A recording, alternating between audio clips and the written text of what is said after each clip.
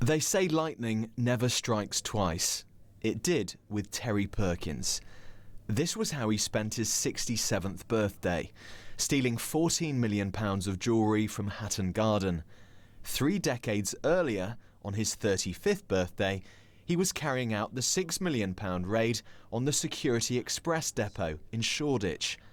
Both times he thought he'd pulled off the crime of the century, but both times he was caught. 4 men have been convicted at the Old Bailey for their part in the £6 million Security Express robbery. John Knight and Terence Perkins were convicted of the robbery. In 1985, Perkins was given a 22-year sentence. During the raid, staff had been bound, gagged and blindfolded. One guard was doused with petrol. After serving nearly half his sentence, Perkins was moved to this open prison in Buckinghamshire, and it was there he decided he'd had enough. In 1995, Terry Perkins absconded. Remember, he'd been behind what had been Britain's biggest ever cash robbery, but he simply walked away from prison before he'd finished his sentence. And as we've discovered, for the next 17 years, he enjoyed a life of liberty. It was only in 2012 that Perkins was eventually recaptured. Police had no idea planning for Hatton Garden was already underway. He was sent back to prison, later released, and carried out the heist.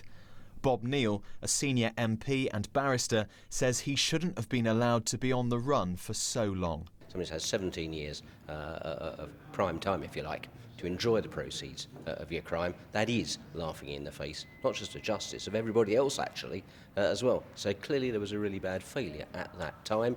Neither the police nor the Ministry of Justice would comment on how Perkins was able to enjoy 17 years of freedom. This is all the assets that we traced against Terence Perkins, and as you can see, this particular bank here in Palmer's Green, after the robbery, he banked almost £100,000.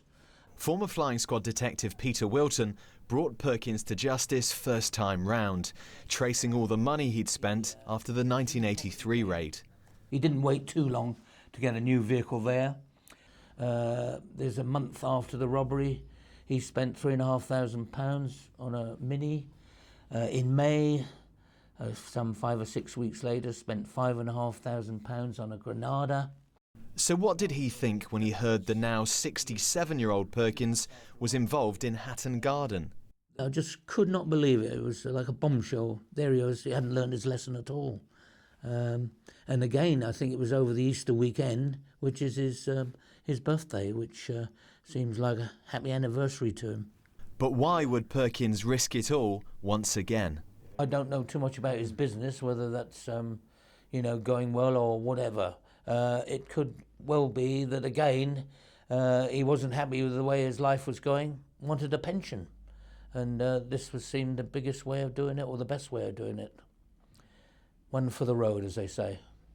Terry Perkins, the property developer from Enfield, behind 2 of the biggest crimes this country's ever seen. Robber, jailbird, and now behind bars once again. Nick Beake, BBC London News.